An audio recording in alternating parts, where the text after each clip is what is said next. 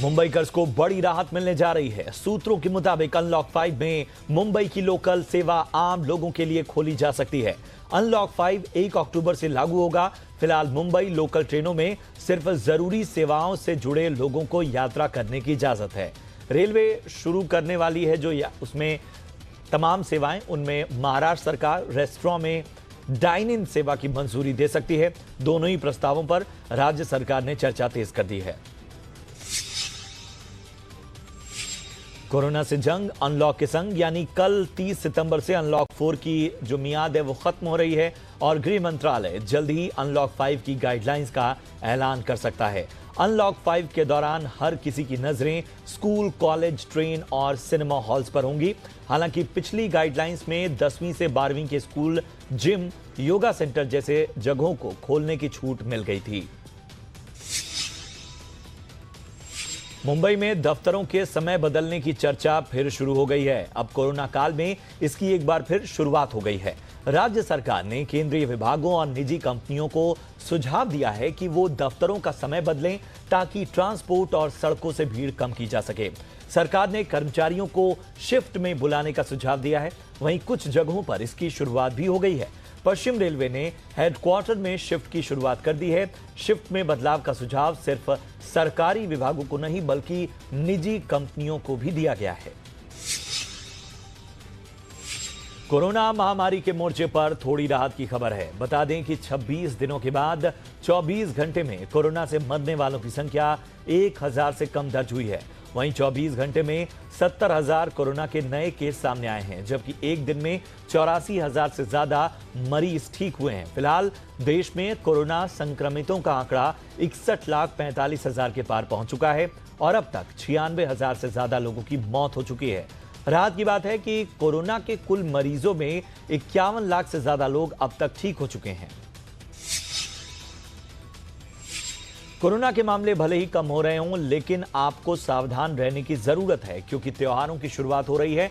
ऐसे में छोटी सी चूक भारी पड़ सकती है। केरल इसका सबसे ताजा उदाहरण है। केरल में ओणम त्योहार के बाद कोरोना के मामलों में 126% का उछाल आया है और देखते ही देखते देश का सबसे ज्यादा केस वाला चौथा राज्य बन चुका है केरल। अगले महीने से त्योहारी सीजन की शुरुआत हो रही है और त्योहारी सीजन में भीड़ जो होगी वो भारी पड़ सकती है। कोरोना के बिल पर विरोध करने वालों को पीएम मोदी ने आड़े हाथों लिया। पीएम ने कांग्रेस पर वंशवाद को बढ़ाने का आरोप लगाया है। साथ ही पीएम मोदी ने कहा कि हर बात का विरोध इनकी आदत बन चुकी है। उन्होंने कहा कि ये लोग किसानों को अपमानित कर रहे हैं। पीएम मोदी ने कांग्रेस पर निशाना साधते हुए बोला कि कुछ लोग विरोध के लिए विरोध कर रहे हैं। आज देश देख रहा है कि कैसे कुछ लोग सिर्फ विरोध के लिए विरोध कर रहे हैं। साथियों, अब से कुछ दिन पूर्व देश ने अपने किसानों को अनेक बंधनों से मुक्त किया है। अब देश का किसान कहीं पर भी किसी को भी अपनी उपज बेच सकता है।